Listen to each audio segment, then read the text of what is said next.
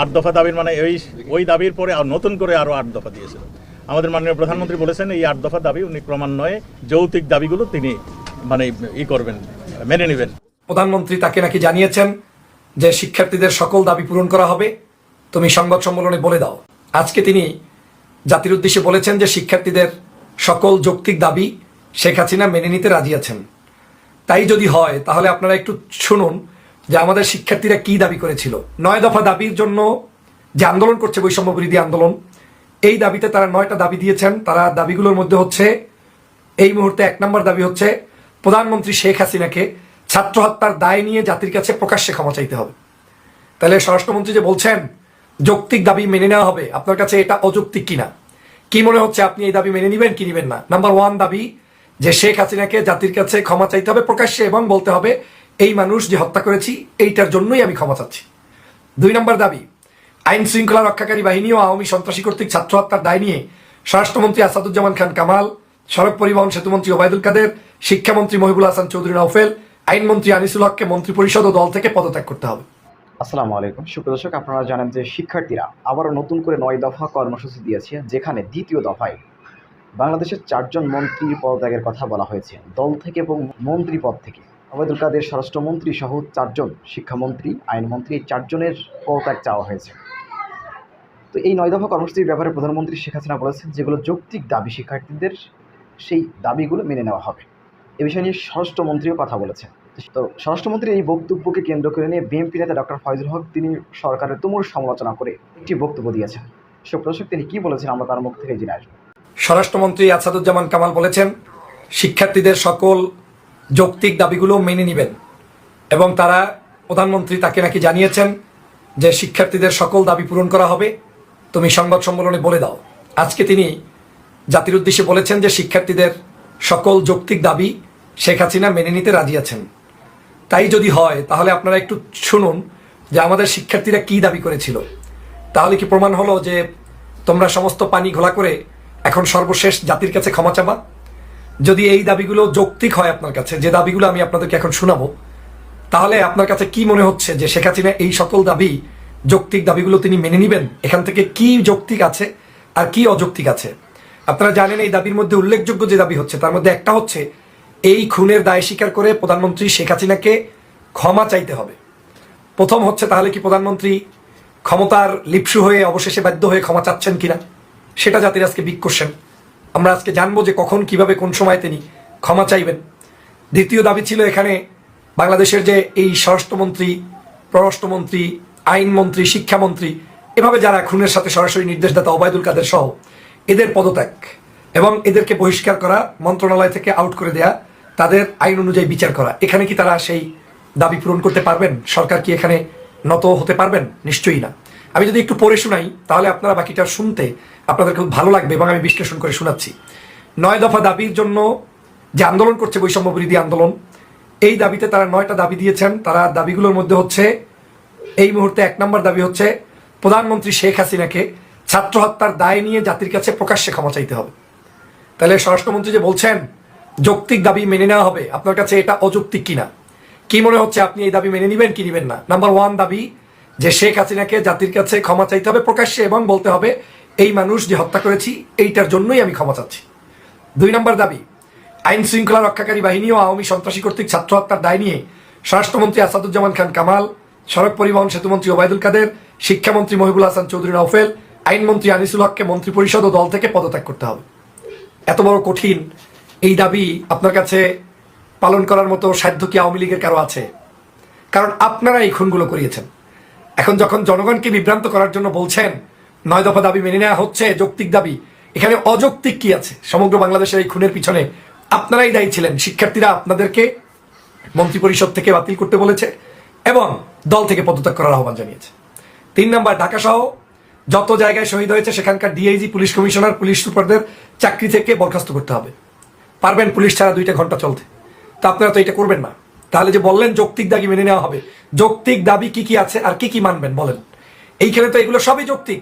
আমার ভাইকে গুলি করে মেরেছেন, সেই ব্যক্তি তার যৌক্তিক দাবিতে সে বিচার চাবে না? তার ওইখানে ডিআইজি, পুলিশ কর্মকর্তাকে চাকরি করার অধিকার আছে? নাই।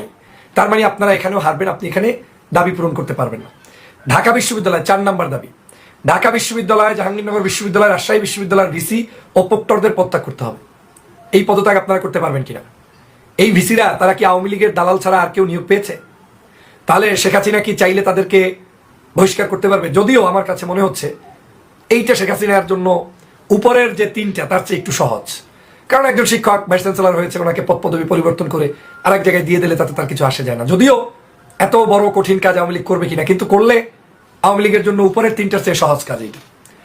5, যে পুলিশ সদস্যরা শিক্ষার্থীদের উপরে গুলি করেছে, ছাত্রলীগ যুবলীগ সহ যে সকল সন্ত্রাসীরা শিক্ষার্থীদের উপর নৃশংস হামলা পরিচালনা করেছে এবং পরিচালনার নির্দেশ দিয়ে দিয়েছে, তাদেরকে আটক করে এবং হত্যা মামলার দায়ে দ্রুত সময়ের মধ্যে গ্রেপ্তার দেখাতে হবে। এটা আওয়ামী লীগ পারবে না, এটা কখনোই করবে না, কারণ এটা আওয়ামী লীগ এদের মাধ্যমেই খুন করিয়েছে। তো যাদের মাধ্যমে খুন করিয়েছে সেই দাবি কি তাহলে মেনে নিবে?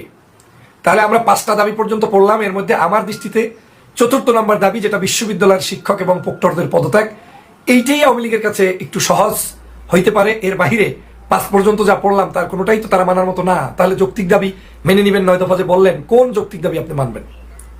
6, দেশব্যাপী যে সকল শিক্ষার্থী ও নাগরিক শহীদ আহত হয়েছে তাদের পরিবারকে ক্ষতিপূরণ প্রদান করতে হবে। হ্যাঁ, এই দাবিটা শেখ হাসিনা মানবে, কারণ এই দেশে 2-1 মাস আপনি কোনো জায়গা থেকে টাকা পয়সা দিয়ে আপনাকে যে কোনো মূল্যে এদের পরিবারের কারো যদি ক্ষতিপূরণ দেয়, এটা দিতে পারে, কিন্তু এই পরিবার তার এই ক্ষতিপূরণ নেবে কিনা?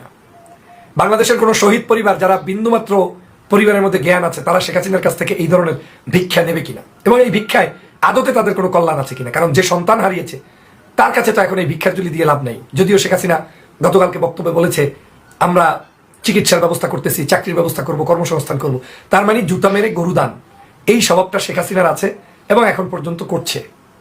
7 নম্বর দাবি, ঢাকা বিশ্ববিদ্যালয়, জাহাঙ্গীরনগর বিশ্ববিদ্যালয়, চট্টগ্রাম বিশ্ববিদ্যালয়, রাজশাহী বিশ্ববিদ্যালয় সকল শিক্ষা প্রতিষ্ঠানে ছাত্রলীগ নামক সন্ত্রাসী সংগঠন সহ সকল দলীয় লেজুর ভিত্তি রাজনীতি নিষিদ্ধ করে ছাত্র সংসদকে কার্যকর করতে হবে। ইম্পসিবল, এটা শেখ হাসিনা করবে না। এটা শেখ হাসিনা করলে তার ধর্ষণ লীগ, আওয়ামী লীগের ব্যাটারির চার্জ নষ্ট হয়ে যাবে, কারণ তারা এই বিশ্ববিদ্যালয়গুলোতে এই অপকর্ম করেই চলেন। সেক্ষেত্রে এই দাবিতেও ছাত্রলীগের এই শিক্ষার্থীদের এই দাবি ছাত্রলীগকে নিষিদ্ধ করা ক্যাম্পাস ভিত্তিক আমার মনে হয় করবে না। তাহলে স্বরাষ্ট্রমন্ত্রীর বক্তব্যে এখানেও আপনি পেলেন যে তারা কোনো দাবি, যৌক্তিক দাবি যে মানবেন, কি যৌক্তিক দাবি এখানে মানবেন দেখেন। 8 নম্বর, অবিলম্বে সকল শিক্ষা প্রতিষ্ঠান হলগুলো খুলে দিতে হবে।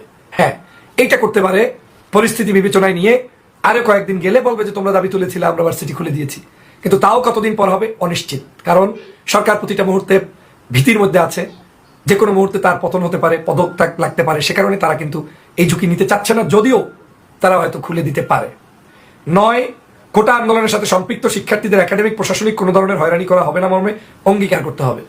এটা এখানে একটা খেলা খেলবে আওয়ামী লীগ, সেটা হচ্ছে তারা কোটা আন্দোলনকারী বলতে বুঝাবে কিছু ছাত্রলীগের লোকদেরকে, যাদের বিরুদ্ধে কোনো মামলা টামলা হবে না, কিন্তু যারা রিয়েলি আন্দোলনের নেতা তাদেরকে শিবির জামাত বানিয়ে তাদের মামলা ঠিকই থাকবে। সরকার বলবে আমি তোমাদের দাবি পূরণ করেছি, এই যে দেখো অমুকের মামলা নাই, অমুকের মামলা নাই, কিন্তু আদতে তারা শিক্ষার্থীদের কোনো নেতাই না।